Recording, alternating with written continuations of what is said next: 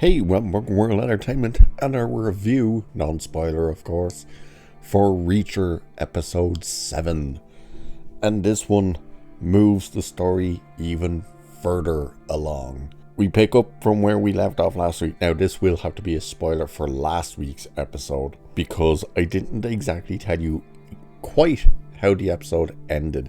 Russo, the cop, was shot, and it is confirmed in this, yes, he is dead. He did die. So we pick up after that event. They're back at a motel with the woman, Margot, and her child, and they're trying to figure out where can we put them that they'll be safe, that's completely off the grid, all that.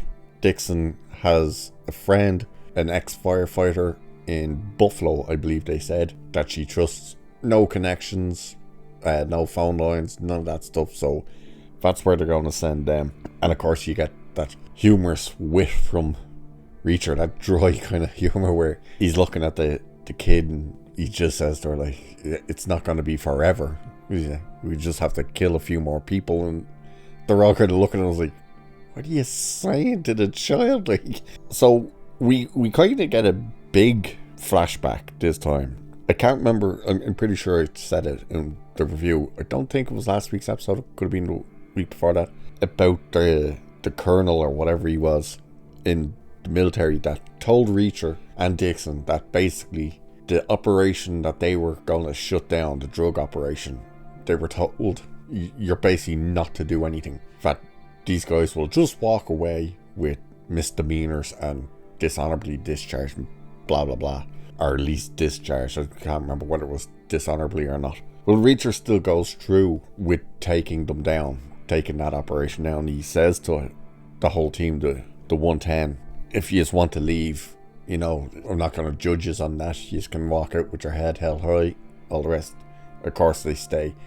And then we get the big scene of them actually cracking the case. So they arrive, there's these army dudes with all the Hummers, or Humvees as you might want to call them, and they think it's the buyers showing up and it's Reacher and the team, and they want them under arrest, and they're like, you've no warrants, and like, it's the military, we don't need warrants. He says we have reason to believe that the vehicles are being used to transport narcotics. So they start stripping the cars, the Humvees, down, and they can't find anything, and the three guys are on the ground, you know, they're on their knees, and the main guy is like, oh, you must have got your intel wrong. And Reacher notices there's a bit of rubber in the spare tires on the back door, and he pops it out and gets a knife and sticks it in, and cocaine starts pouring out of the tires. And then they realize they're in all the tires, the spare tires. And then the actual buyers show up and all hell breaks loose. And then we get the aftermath of them doing that, which was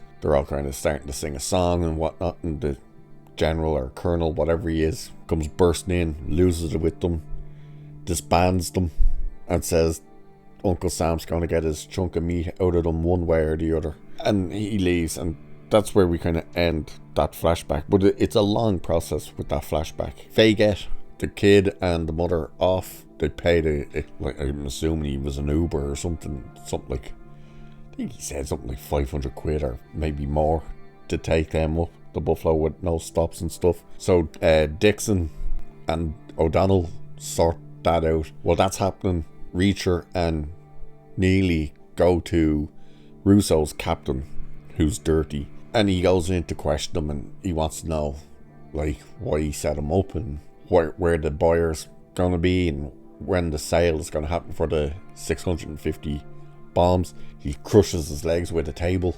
He's trying to reach for a gun. He gives him the answers. He knows he's a massive bag of money. He still tries to get the gun, pops in, but he did say to him before that the only person who would know is the guy who they ran over in the last episode. One of the guys who was about to walk up and shoot the kid after Russo, whatever, was gunned down. He's about to shoot the kid and they run him over. Well, apparently he survived. And Reacher and Neely go to the hospital to question him. And Reacher takes one of the rolls of the money and throws it to Neely as he's walking out of the house. She comes running in because she hears the gunshot. He throws her the money and says, we're even now. So he took the money to pay her back for the hotels and whatnot. So they go dressed as doctors go in and start questioning the guy, and he's not really giving them the answer. So Neely takes the heart monitor, patches off, sticks it on herself. Well, Reacher goes, gets a syringe, and he's like, you've got a catheter in, and apparently if you push air into it, it'll expand like a balloon and it'll pop and all this stuff. And he says that, I've done many things to people. I'm curious to see how you'll stick up with this. I've never done this. And he's still not giving it. So he starts pumping the thing full of air. And he starts telling the sale is happening at 5 a.m. the next morning, between these and these. But he doesn't know where. So Reacher takes the thing out and they put the heart monitors back on. And Reacher says, part of your bowels exploding would look suspicious and then questions will be raised. But an aneurysm is natural after these type of accidents, and he of course pumps the air into his IV. And as they're walking out of the hospital, Neely spots a doctor who she noticed something about the way he's wearing the stethoscope with tape around it and stuff, and they're like, Langston doesn't like loose ends, so they go after him. He is there to kill the dude that's in the bed. Neely finds him, they have a bit of a scuffle. He cuts her with one of the bone saws. Reacher comes in, unplugs it, beats the shit out of him, and he falls onto the drill. Now it's not spinning, but his neck lands on the blade. Reacher just goes, oh shit, I wanted to question him. And they pull out the phone and give it to Reacher, and she's like, maybe still can get answers. So he phones Langston. Langston says, give me some good news, and Reacher goes, alright, I took another one of your guys out, but I left his body in the morgue for convenience. And Langston goes ahead and confirms that he now has Dixon and O'Donnell, and he wants Reacher to give himself up, him and Neely. And he says, well, Neely's dead, your guy took her out, so I want proof of life. I'll hand myself in, but I'll do it later tonight at some stage because there's cops all around. You don't want them following me. He accepts that.